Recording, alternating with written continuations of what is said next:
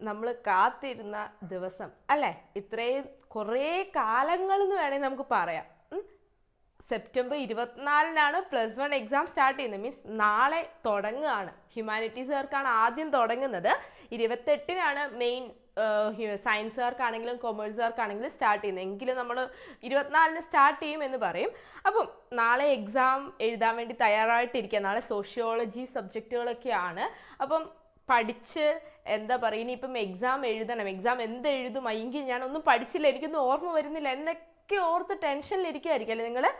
അപ്പം ആ ഒരു ടെൻഷൻ എല്ലാം വിട്ടാരെ കൂളായിട്ട് ഇനി നാളത്തെ എക്സാമിൻ്റെ ടൈം വരെ കൂളായിട്ടിരിക്കുക. എക്സാമിൻ്റെ ടൈം വരെ അല്ലെ, എക്സാം എഴുതി കഴിയുന്നവരെ കൂളായിട്ടിരിക്കുക. നിങ്ങൾക്ക് എക്സാം നല്ല എളുപ്പമായിരിക്കും. അപ്പോൾ നാളെ പരീക്ഷ എഴുതാൻ പോകുന്ന കുട്ടികൾ ഇപ്പോൾ ഒരു ഭയങ്കര ടെൻഷനിലായിരിക്കും. ആ ഒരു ടെൻഷനൊക്കെ അറിയാമല്ലേ? എക്സാമിൻ്റെ തൊട്ട് മുന്നേ വരെയുള്ള ആ ഒരു ടെൻഷൻ ആർക്കും പറഞ്ഞാൽ മനസ്സിലാവില്ല എന്ന് എഴുതാൻ പോകുന്ന കുട്ടികൾ മനസ്സിലാവും. പക്ഷെ ഞങ്ങളെല്ലാവരും ആ ഒരു എക്സാമും കാര്യങ്ങളെല്ലാം എഴുതി വന്നതാണ്. സോ ആ ഒരു എക്സാമിൻ്റെ മുന്നേ ഉള്ള ആ ഒരു ടെൻഷൻ എത്രത്തോളം ആണെന്ന് എനിക്ക് നല്ലോണം അറിയാം. അതുകൊണ്ടാണ് ഞാൻ നിങ്ങൾക്ക് പറഞ്ഞു തരുന്നത്. ആ ഒരു ടെൻഷൻ അത് സാരമില്ല, അത് ഒബ്വിയസ് ആണ്, എല്ലാവർക്കും വരും. പക്ഷെ ആ ഒരു ടെൻഷൻ അടിച്ച് എക്സാം എഴുതി നിങ്ങൾക്ക് നല്ല മാർക്ക് കിട്ടും. നിങ്ങൾ പഠിച്ച കാര്യങ്ങളൊക്കെ എക്സാമിന് വരുള്ളൂ. അപ്പം എക്സാം എഴുതുമ്പം എന്തൊക്കെ കാര്യങ്ങൾ, അല്ലെങ്കിൽ എക്സാം എഴുതാൻ പോകുന്നതിന് മുന്നേ എന്തൊക്കെ കാര്യങ്ങൾ ശ്രദ്ധിക്കണം എന്നുള്ളൊരു കാര്യം ഇന്ന് നമുക്ക് ഡിസ്കസ് ചെയ്യാം. അപ്പം ആദ്യം തന്നെ ഞാൻ പറയട്ടെ, ഇപ്പം തന്നെ ഈ ഒരു വീഡിയോ കണ്ടുകൊണ്ടിരിക്കുന്നവർ, നാളെ എക്സാം ഉള്ളവർ ഉടനെ തന്നെ ഹോൾ ടിക്കറ്റ് കിട്ടിയിട്ടുണ്ടെങ്കിൽ ആ ഹോൾ ടിക്കറ്റ് എടുത്ത് നിങ്ങളുടെ ബാഗിൽ വെക്കുക. ഹോൾ ടിക്കറ്റ് കിട്ടാത്തവർ നാളെ സ്കൂളിൽ പോയിട്ട് അത് മേടിക്കുക.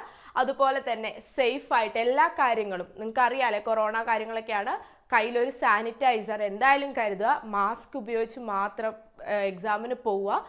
അങ്ങനെ ആ കാര്യങ്ങളെല്ലാം ഇനി നിങ്ങൾക്ക് പറഞ്ഞു തരേണ്ട കാര്യമൊന്നുമില്ല. സാനിറ്റൈസർ, മാസ്ക് അതെല്ലാം അതിൻ്റെ രീതിയിൽ തന്നെ ഉപയോഗിക്കുക. പിന്നെ എക്സാം എഴുതുന്നതിന് മുന്നേ, എക്സാം ഹാളിൽ കയറി എക്സാം എഴുതുന്നതിന് മുന്നേ ഏറ്റവും ഫസ്റ്റ് നിങ്ങൾ ചെയ്യേണ്ടത് എന്താണെന്ന് വെച്ച് കഴിഞ്ഞാൽ പ്രാർത്ഥിക്കുക. ഒരു 2 മിനിറ്റ് ഒന്നും പ്രാർത്ഥിക്കുന്നില്ലെങ്കിലും കണ്ണടച്ചൊന്നിരുന്ന് കൂളായിട്ടിരുന്ന്, ദൈവമേ എനിക്കൊന്ന് പരീക്ഷ എളുപ്പമാക്കി തരണേ, ഞാൻ പഠിച്ചതെല്ലാം പരീക്ഷയ്ക്ക് വരണേ എന്നുള്ള കാര്യങ്ങളെല്ലാം ഒന്ന് പറഞ്ഞ് നിങ്ങൾ നിങ്ങളുടെ രീതിയിൽ ഒന്ന് പ്രാർത്ഥിച്ചിട്ട് പെന്നും പേപ്പറും എല്ലാം എടുത്ത് നിങ്ങൾ എഴുതാൻ തുടങ്ങുക. പിന്നെയുള്ളത് ടെൻഷൻ. ഇപ്പോഴും കേൾക്കുമ്പോൾ ടെൻഷൻ ആയിരിക്കും അല്ലേ? പഠിച്ച കാര്യങ്ങളൊന്നും ഓർമ്മ വരുന്നില്ല മിസ്സേ, ഒന്നും പഠിച്ചിട്ട് കിട്ടുന്നില്ല, ഇനിയിപ്പോൾ എന്താ ചെയ്യും, ഞാനൊന്ന് ജയിച്ചാൽ മതിയായിരുന്നു, അല്ലെങ്കിൽ ഞാൻ പൊട്ടും, എന്തായാലും പൊട്ടും. അങ്ങനത്തെ കാര്യങ്ങളെല്ലാം നാളത്തെ ഒരു എക്സാം വരെ നിങ്ങൾ വിട്ടേരെ. നാളത്തെ എക്സാം എന്നല്ല, ഈ ഒരു എക്സാം ഒക്ടോബർ 13-ാം തീയതി എക്സാം തീരുന്നവരെ നിങ്ങൾ വിട്ടേരെ. ഓരോ എക്സാം വിചാരിച്ചാൽ മതി. ഈ ഒരു ടെൻഷൻ ഭയങ്കരമായിട്ട് വരാൻ കാരണം എന്നാ അറിയോ? നിങ്ങൾ ഈ ഒരു എക്സാംസിന് എല്ലാം കൂടി ഒരുമിച്ചാണ് നിങ്ങൾ കാണുന്നത്. നിങ്ങൾ ഓരോരോ എക്സാമായിട്ട് കൺസിഡർ ചെയ്ത് നോക്കി.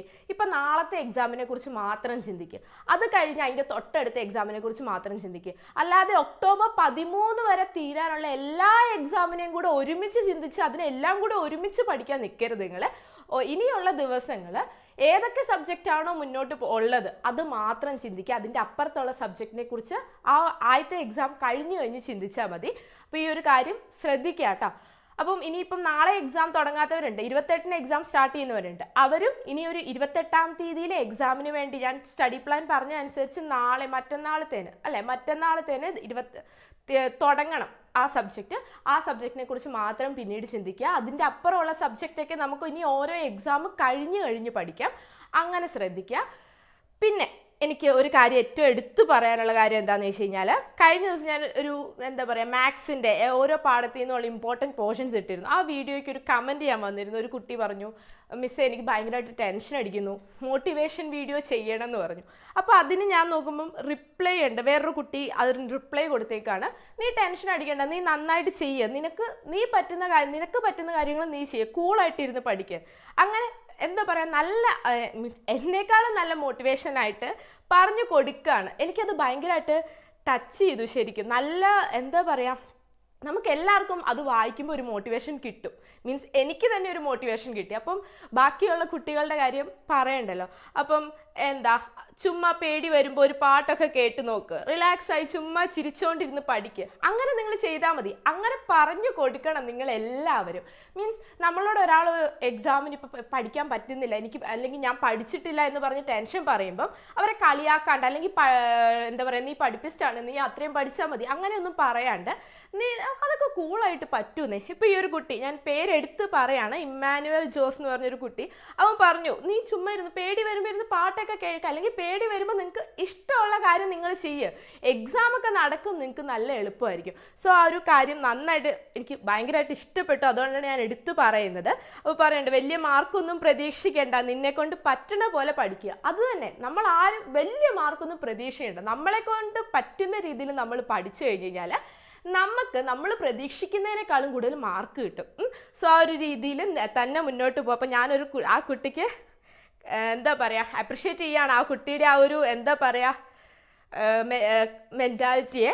ഇതുപോലെ തന്നെ മുന്നോട്ട് നിങ്ങൾ പോവുക. നിങ്ങളുടെ കൂടെയുള്ള നിങ്ങളോട് ടെൻഷൻ പറയുന്നവരോട് നിങ്ങൾ ഒന്ന് കൂളാക്കുക, അവരെ കൂളാക്കാൻ ശ്രമിക്കുക. അപ്പം പരസ്പരം അങ്ങോട്ടും ഇങ്ങോട്ടും നിങ്ങളൊന്ന് എന്താ പറയുക ഒരു ആശ്വാസം പറഞ്ഞു കഴിയുമ്പം അവർക്ക് പതുക്കെ ആശ്വാസം ആയിക്കോളും. സോ ഇങ്ങനെ ഈ ഒരു രീതിയിൽ മുന്നോട്ട് പോവാം. നാളത്തെ എക്സാം നന്നായിട്ട് എഴുതുക, നല്ല എളുപ്പമായിരിക്കും. നിങ്ങൾക്ക് അറിയുന്ന കാര്യങ്ങൾ എഴുതിയാൽ മതി. അതുപോലെ തന്നെ ക്വസ്റ്റ്യൻ പേപ്പർ കിട്ടിക്കഴിഞ്ഞ് കഴിഞ്ഞാൽ ക്വസ്റ്റ്യൻ നമ്പർ കൃത്യമായിട്ട് ഇടാൻ ശ്രദ്ധിക്കുക. ക്വസ്റ്റ്യൻ നമ്പർ കൃത്യമായിട്ടിട്ട് നിങ്ങൾക്ക് അറിയുന്ന കാര്യങ്ങൾ എഴുതി വെക്കുക. അതുപോലെ എന്താ പറയുക, ഓപ്ഷൻസിൽ കൂടുതൽ എണ്ണം അറ്റൻഡ് ചെയ്യാൻ പറ്റും. എത്രയാണോ ഓപ്ഷൻസ് പറഞ്ഞിരിക്കുന്നത്, എത്രയാണോ അറ്റൻഡ് ചെയ്യാൻ പറഞ്ഞിരിക്കുക, അതിൽ കൂടുതൽ നിങ്ങൾക്ക് അറ്റൻഡ് ചെയ്യാം അറിയാമെങ്കിൽ. സോ ടൈം മാനേജ്മെൻ്റ് ആണ്. ടൈം അനുസരിച്ച് വേണം, എത്ര ടൈമാണ് എക്സാമിനുള്ളത് എന്ന് നോക്കി ടൈം അനുസരിച്ച് വേണം നിങ്ങൾ ഓരോ ക്വസ്റ്റ്യൻസും അറ്റൻഡ് ചെയ്യാൻ വേണ്ടിയിട്ട്. കൂടുതൽ അറിയാവുന്നത് അത് എഴുതുക. അപ്പം ഈ ഒരു കാര്യങ്ങളെല്ലാം ശ്രദ്ധിക്കാൻ നാളത്തെ എക്സാം എളുപ്പമായിരിക്കും. എല്ലാവർക്കും എൻ്റെ വക ഒരു ഓൾ ദ ബെസ്റ്റ്.